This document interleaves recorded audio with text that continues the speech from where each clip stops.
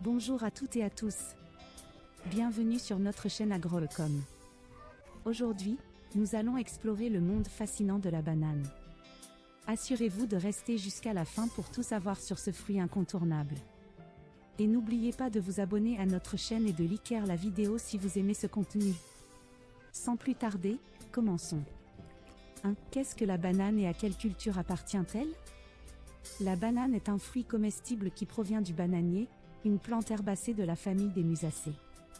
Ce fruit est largement cultivé dans les régions tropicales et fait partie intégrante de la culture agricole et alimentaire dans de nombreux pays tropicaux, où il constitue souvent une nourriture de base. 2. Quels sont les types de bananes qui existent? Il existe plusieurs types de bananes, dont les principaux sont la banane plantain ou banane à cuire, plus grande et moins sucrée, elle est surtout utilisée après cuisson dans divers plats. La banane dessert ou banane douce, plus petite, sucrée, et généralement consommée crue. On trouve aussi d'autres variétés comme la banane rouge, la banane bleue, et la banane de Dwarf Cavendish, entre autres. 3. Dans quel pays se trouve beaucoup de bananes et quel est l'avantage que la banane apporte à ce pays? L'Équateur est l'un des plus grands producteurs et exportateurs de bananes au monde. La culture de la banane est cruciale pour l'économie équatorienne, car elle génère des revenus importants grâce aux exportations, crée de nombreux emplois dans le secteur agricole et contribue au développement économique régional. 4. Quelles sont les importances de la banane? Économique, la banane est une source de revenus majeure pour de nombreux pays producteurs et exportateurs.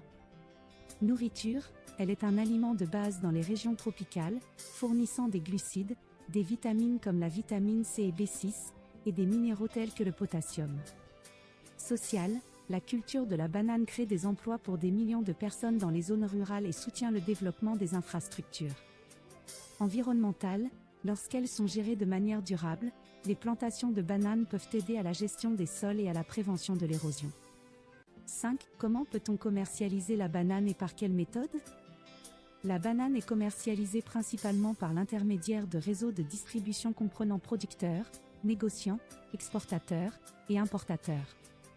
La commercialisation passe souvent par les marchés locaux et régionaux, où les bananes sont vendues directement aux consommateurs ou aux détaillants.